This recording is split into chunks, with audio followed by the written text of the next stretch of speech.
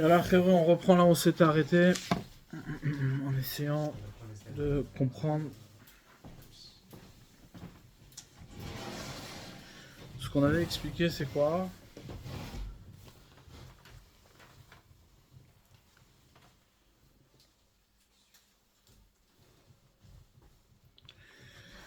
On avait expliqué que quoi que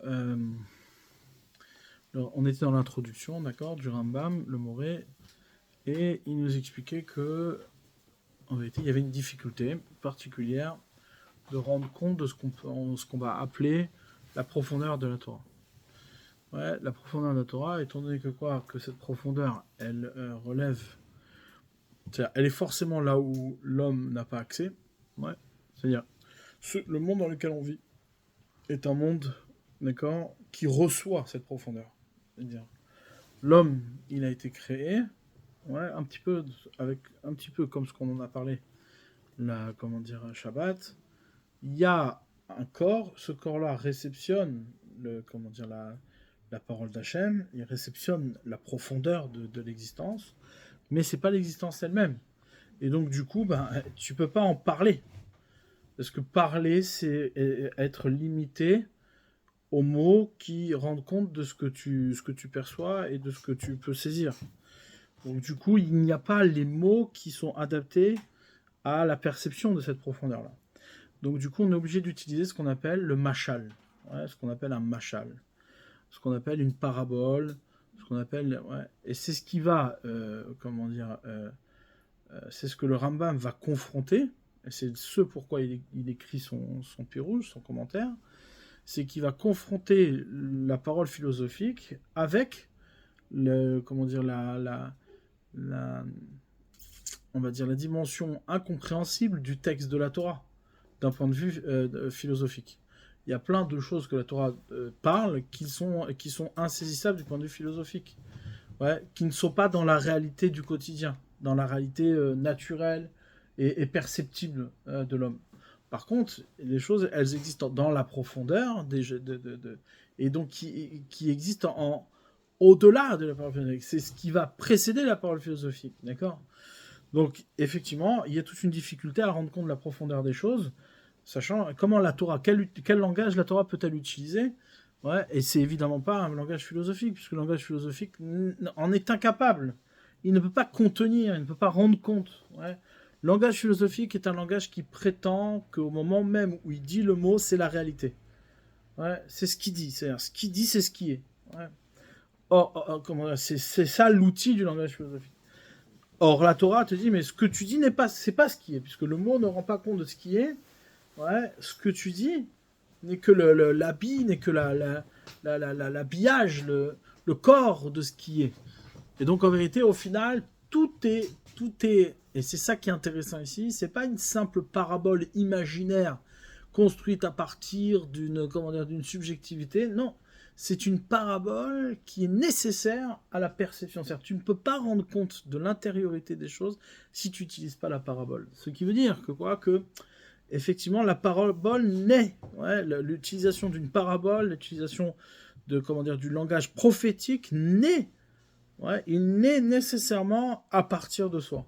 Il naît nécessairement à partir de soi parce que c'est celui qui va rendre compte de notre lien avec l'intériorité, de notre lien avec la profondeur des choses. Donc du coup, quelqu'un qui va lire le texte de la Torah mais qui utilise le langage philosophique va se retrouver frustré parce qu'il va rien comprendre et il ne pourra même pas rendre compte et puis ça va lui paraître ridicule. Ouais, comment dire, je sais pas moi, que Dieu a un bras ou que Dieu parle ou que Dieu se met en colère ou ouais, c'est-à-dire ça n'a pas de représentation et ça n'a pas de sens au niveau des mots. Ouais. Donc du coup, ça ne peut être que perçu que comme une parabole, que comme une allégorie. Ouais. Mais au final, c'est pas parce que c'est une allégorie, une parabole que ça n'existe pas. C'est ça ici toute l'ambiguïté. C'est pas un imaginaire pour rendre compte de quelque chose qui n'est pas. Ouais, c'est justement, c'est l'accès à. La parabole est une nécessité, et plus qu'une nécessité, est une réalité de la parole elle-même. C'est-à-dire, pour pouvoir, par la parole, se connecter à la parole d'Hachem, il faut utiliser la parabole. D'où le secret du livre de Michelet, ouais, Michelet, Shlomo Ameler, Il a écrit Michelet justement pour pouvoir résoudre le lien qu'il y a entre la matière et la spiritualité. La matière, le monde, la nature et et la parole d'Hachem, et la Torah. D'accord. Donc Michelet Shlomo, les paraboles de Shlomo ne sont pas simplement qu'un exercice d'allégorie pour pouvoir te faire réfléchir sur une allégorie personnelle, une vision. Non, c'est l'allégorie qui te connecte avec l'intériorité de chaque chose. D'accord. Donc cette allégorie-là, elle n'est pas simplement anecdotique, elle est Torah. Ouais, elle est Torah. D'accord. C'est ça qu'il faut comprendre ici. Dans tous les cas, on va relire le texte. À partir du texte, on va regarder.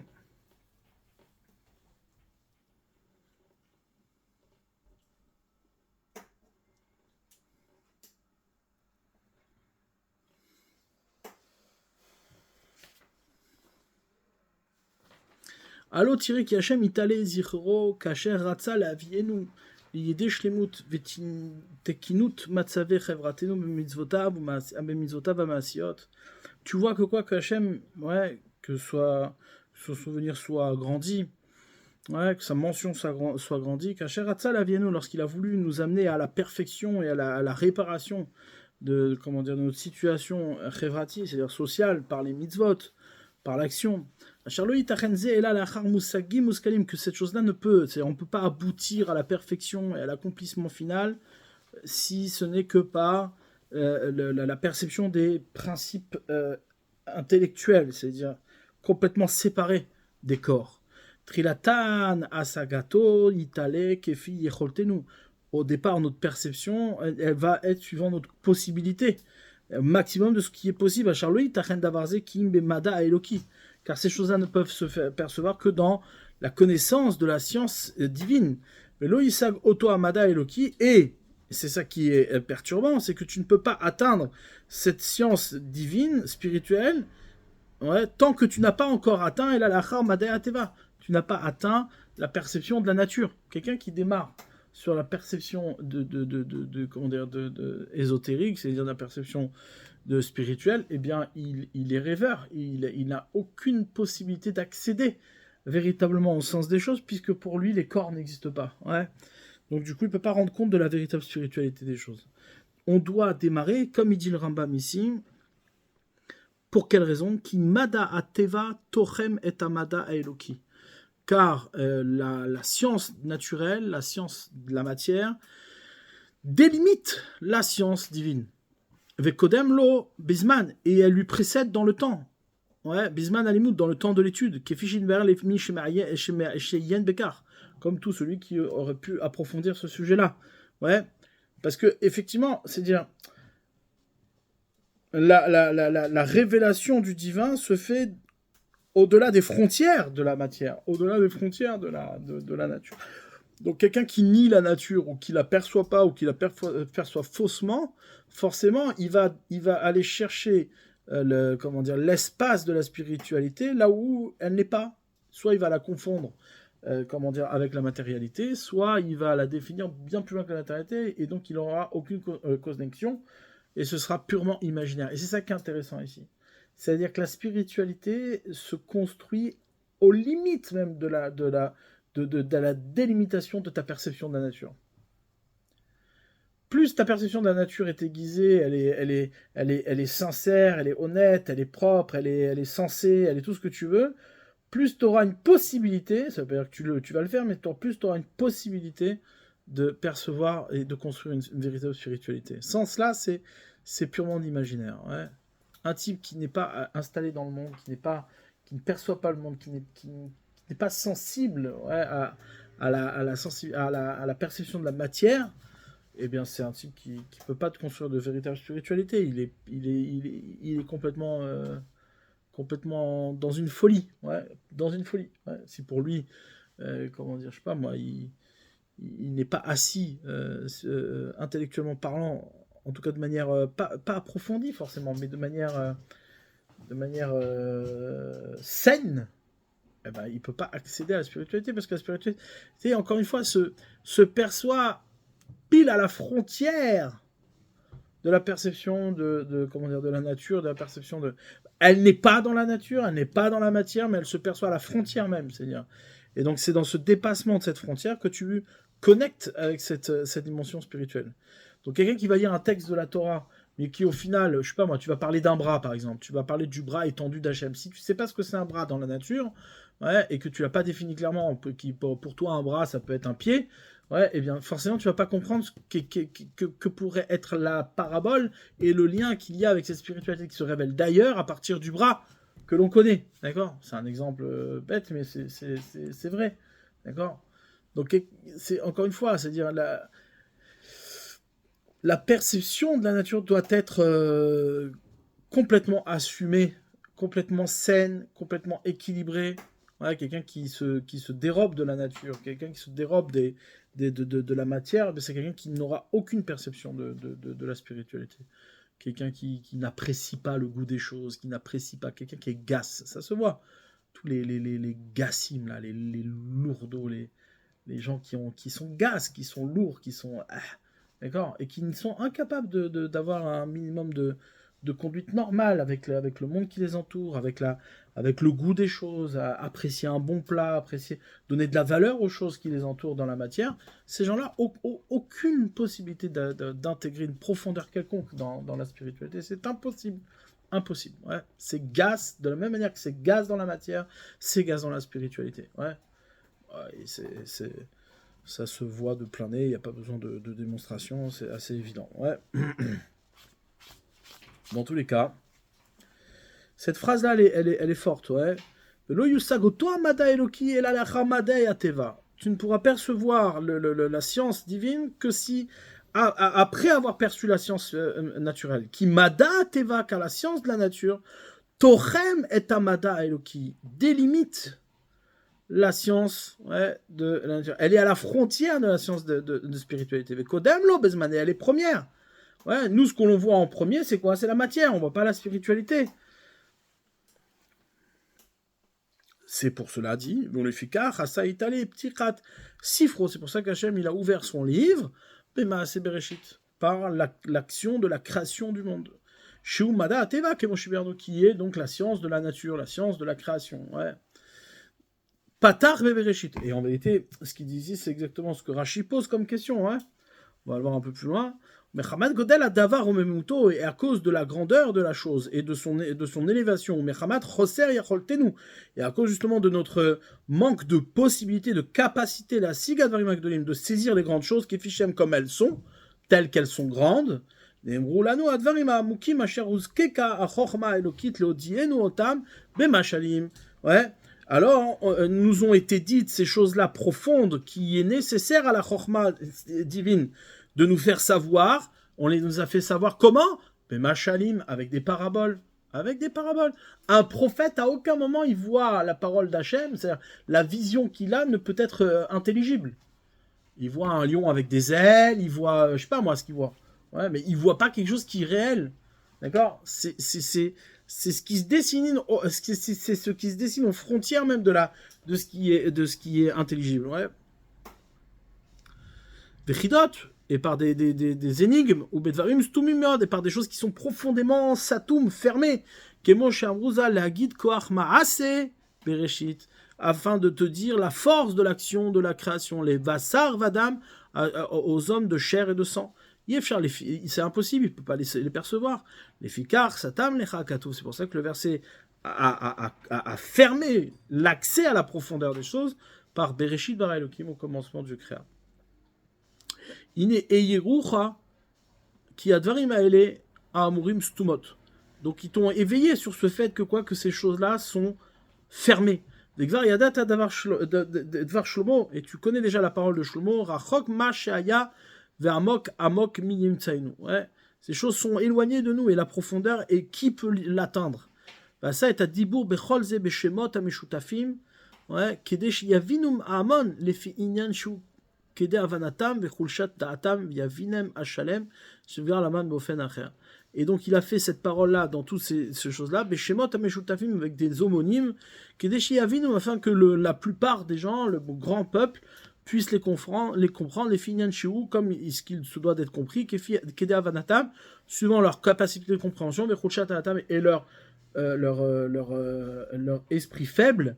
Mais il y a Vinam Hachalem, et ceux qui sont un peu plus expérimentés, plus complets, alors eux aussi pourront comprendre à partir des mêmes mots, comprendre plus de profondeur, c'est vers la main de Mofen Acher, parce que lui, il a déjà étudié les choses en profondeur. D'accord? Donc en vérité, on peut, à partir de ce que dit le Rambam ici, on peut aussi percevoir ce que Rashi, c'est-à-dire d'une autre manière, mais en tout cas ce que Rashi dit. Rashi pose la question d'emblée, il dit, mais je comprends pas pourquoi on a ouvert le Sefer Bereshit, pourquoi on a ouvert la Torah par le Sefer Bereshit, par le livre de la création. On aurait dû commencer le livre de la Torah par les mitzvot, par les mitzvot que les bénis Israël doivent accomplir.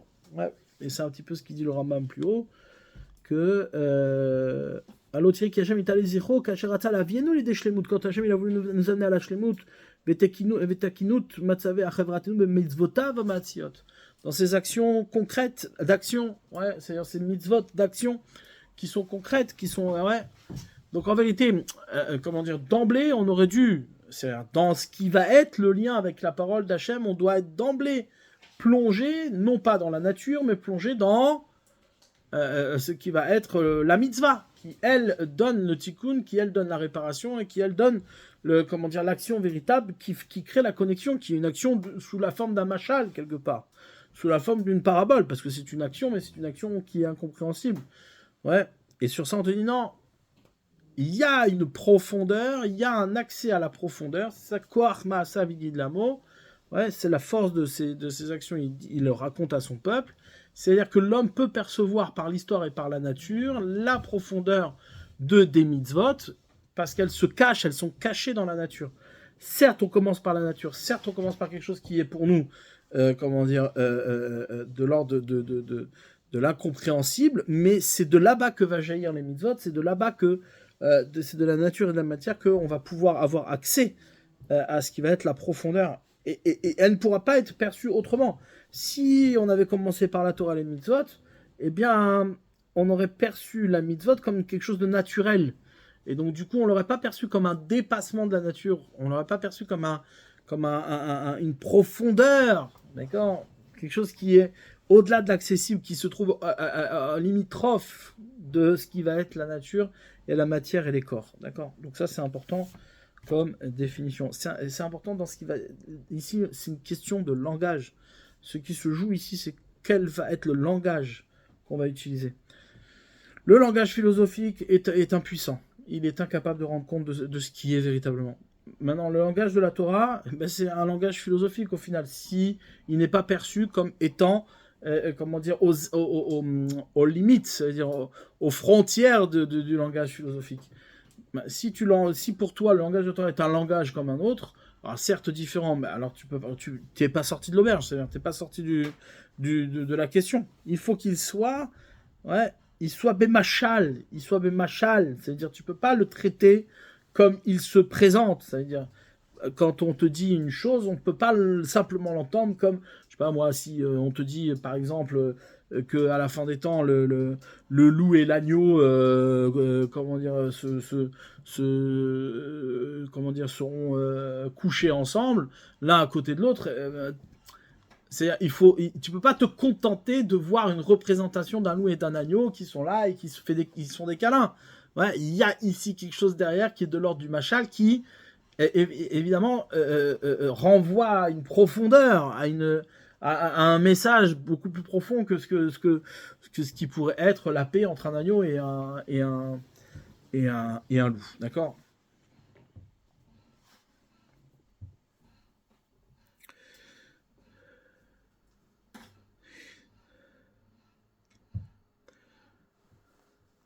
Ukvar az iftachnu befirush Mishnah, et on avait déjà promis, on avait déjà assuré dans notre explication sur la Mishnah, Shanu Never Inyanem, on avait déjà annoncé qu'on va expliquer ces sujets-là, Moufleim, extraordinaire, Besefer Anevoa dans un livre de prophétie, ou Besefer Atiyum, ou dans un livre de Tiyum, de correspondance, Ouais, où c'est faire Asher Iftach, nous, c'est le livre sur lequel on avait promis, Shnever Boinyani Makashim, dans lequel on expliquerait les choses difficiles. Chez Bechol, la drachot, qui se trouve dans toutes les drachot, Asher Pshatem Nogdim, que leur sens simple s'oppose excessivement, mais Od, et à émettre à la vérité, Michutz, l'école Muskal, en dehors de toute intelligibilité, Vem Kulam Mashalim, et qui sont entièrement des paraboles. Ouais. C'est-à-dire que le Rambam ici tranche de manière très claire qu'il y a des choses qui sont que paraboles, elles ne peuvent pas être autre chose. Ouais. Bon, il faut faire très attention à ça, évidemment. Pourquoi ? Parce que sinon, toute chose que tu comprendrais pas, tu dirais que c'est une parabole, et c'est pas pour autant que les choses ne sont des paraboles. Ouais. Mais par exemple, tu peux tomber dans le piège d'imaginer que ce que la Torah raconte avec Noach, etc., ce sont que des paraboles. Que la sortie d'Égypte, ce serait qu'une parabole. Ouais. Et or, ça fait partie des principes de Emouna, que ces choses-là se sont passées, et que... D'accord ? Donc, il n'y a pas tout qui est une parabole. Mais qu'est-ce qui va être défini comme parabole ? Bon, le Rambam, lui, en tout cas, se prête à ce jeu-là. Mais, comment dire, mais évidemment que ici, quand on parle de parabole, on parle de cette connexion entre les faits et la parole d'Hachem. Ouais. Donc, tu peux ni nier les faits, ni nier la parole d'Hachem. C'est-à-dire quoi, nier les faits, ni la parole d'Hachem ? Il faut qu'il y ait quelque chose d'intelligible qui puisse être le support de ce qui dépasse l'entendement, de ce qui est une pure révélation. Mais tu peux pas, condamner toute chose inintelligible. Ça n'a pas de sens. Ouais, Akadosh Baruch Hu fait ce qu'il veut, il fait les choses au moment où il en a besoin et au moment où les choses doivent être révélées comme telles. En tous les cas, ici, il te dit... Et lorsque j'ai commencé ce projet-là, Shanim Ispar, sur plusieurs années, Botam Asfarim, sur ces livres-là concernés, et j'ai commencé à en écrire une partie. Lo Yachar Benai Mashi Trati n'était pas droit à mes yeux ce que j'avais commencé les vers d'expliquer, Bota Aderer, sur ce chemin-là. Les fiches Raïti Sheim Ever Bemashalim, parce que j'ai vu que si je commençais à expliquer mes livres par des paraboles, Veastir, et je vais cacher Macheraou, il astire ce qui doit être caché. Arelo Yatsanu Mina Anacha Rishona, nous ne sommes pas sortis de cette première proposition. C'est comme si on avait remplacé des machals par d'autres machalim. Donc ça n'a pas de sens. Je ne vais pas commencer moi à écrire un livre de machalim sur des machalim qui sont censés expliquer des machalim. Qu'est-ce que tu as déjà donné les machalim qui sont là pour ça, donc c'est-à-dire, je ne vais pas rajouter des machals sur un machal. Ça n'a pas de sens. Surtout que le machal de la Torah est le machal de la perception véritable des choses. Ouais. Donc tu ne vas pas en rajouter un machal en plus. Ouais. Et si je commence à expliquer de manière explicite les choses, ça ne correspondra pas à la plupart des gens, pour la plupart des gens, parce qu'ils ne comprendront rien. Et notre intention est évidemment d'expliquer ces drachot, ces versets-là, et le sens simple de la prophétie au plus grand nombre. Veraïti od, et j'ai vu en plus, Shotam Adrashot Kasher Roeotan Askel Mitzibur Arabanim. Et j'ai vu également que ces mêmes drachot là, quand ils vont les voir, les idiots de la communauté, les rabbins idiots de la communauté, Loïk Shelo Me'emeuma, pour eux il n'y aura aucune difficulté. Je vais commencer à leur dire voilà, Dieu s'est mis en colère et il a soufflé un vent de je sais pas quoi. Alors, je vais leur dire, mais c'est pas possible, c'est un machin, le truc, je vais leur expliquer qu'ils comprendront même pas la question. Pour eux, c'est normal, oui, bien sûr, Dieu, il a une barbe, il a comment dire, tout va bien, ouais. Tout est correct. Quelle est la question ? Quelle question il y a ?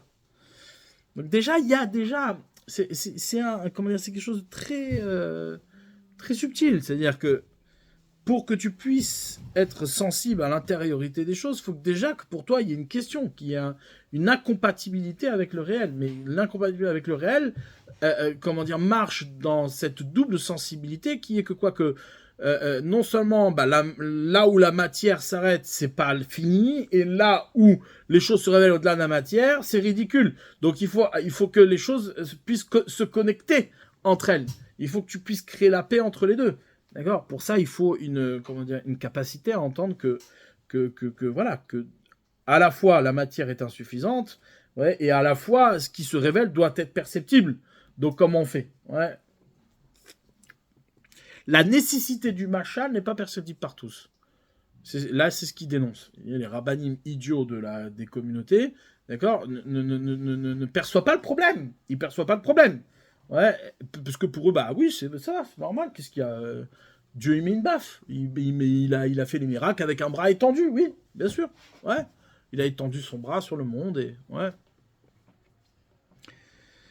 Qui est ce qu'elle appétit Arek miidiat teva ametziut marik et animnaot. Parce que l'idiot, ouais, démuni de toute connaissance de la nature et du réel, va écarter l'impossible.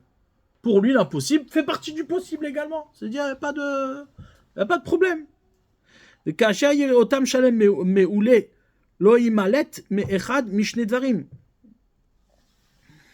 Et lorsque verront, c'est au contraire ces hommes parfaits, ces hommes qui ont la perception, lo imalet mais echad mishne dvarim. Alors lui, par contre, il sera, comment dire, lo imalet ne s'écartera pas il ne perdra pas une de ces deux choses-là. O sheifarsham kipshutam.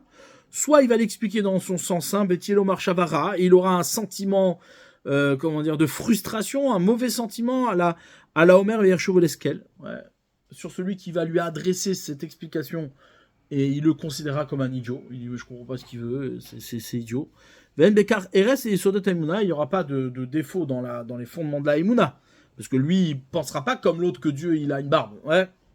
Oshi Yarshov Shieshlem Sod, ou bien il considérera qu'il y a ici un secret, à Rezenitzol, et donc à ce moment-là, il sera sauvé d'un Taomer les Srout, et il jugera celui qui explique les Srout, c'est-à-dire de bon côté. Benjin Baer Losod, bien qu'il ait compris le secret, autant d'avoir Oshelon Idber, ou bien qu'il ne l'ait pas compris. Avalignan, Anevoa, Obiurdar Gotea, mais le sujet de la prophétie et l'explication de ses niveaux, Biur Machel et Sifrea, et l'explication des paraboles de ces livres, Areb et Mamarze, Idber Bofen Acher, on les expliquera dans ce livre-là, ouais, d'une autre manière, sous une autre approche. Bofen Acher Shel Biur. Ouais, c'est-à-dire en passant. On va pas se consacrer à ça, mitor machal, on va se consacrer à ça en passant sur plusieurs sujets. Biglal Inyadim, Inartim il est Chaber Otam, et à cause de ces sujets-là, j'ai abandonné d'écrire ce livre-là. Shnei Asfarim, ces deux livres-là, Kefichayu, comme on les avait projetés. Mais Istapakti, et je me suis suffi, Beaskarat Yesodot, dans la mention des fondements de la Emouna, mais Kama Klalim et Musage Aemet, et plusieurs principes dans les principes de vérité. Bekitsur, de manière courte, Veremez Akarov, les Biour, ouais, et une allusion proche de l'explication, Kefish Iskarnou, comme on l'a mentionné, Bechibur Adinim, dans notre œuvre des lois, Agadol, grand Mishneh Torah, qu'on appelle Mishneh Torah. D'accord ? Donc, on va utiliser presque la même méthode, sauf qu'on va ici mentionner les principes de foi, les principes de Marshava. Avalma Marze, Are Dovribo, Immi Shenit Palsef. Ouais. Mais ces enseignements-là sont une parole avec celui qui est philosophe. Kefi Shizkarti, comme je l'ai déjà mentionné.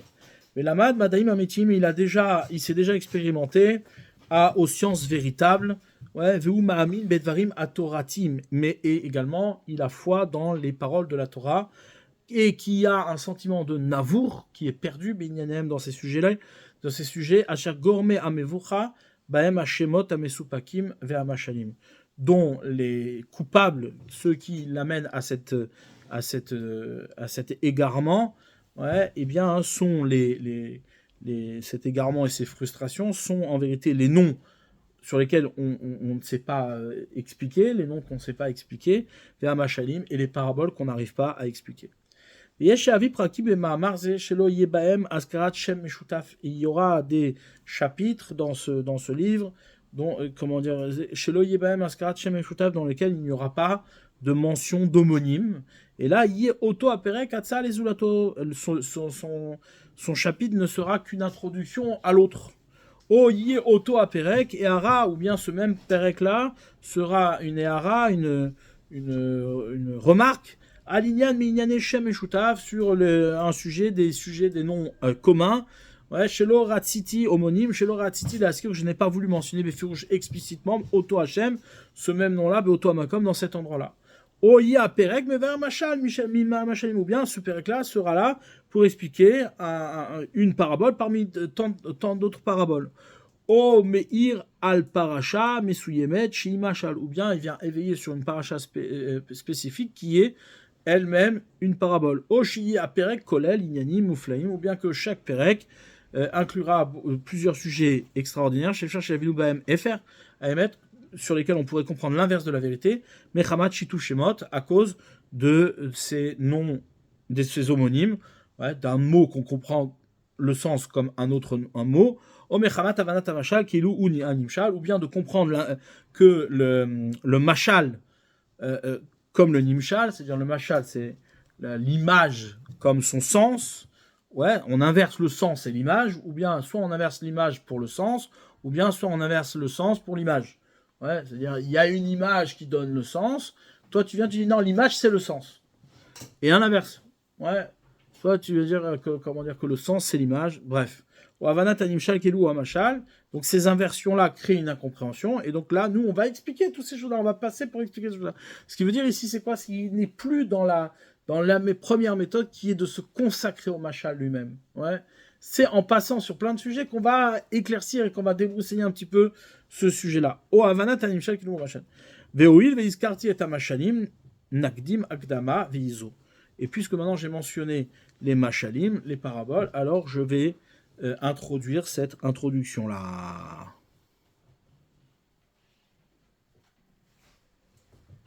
Je pense qu'il faut qu'on s'arrête là.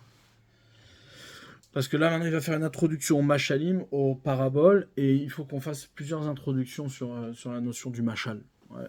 Qu'on verra, c'est un sujet assez long.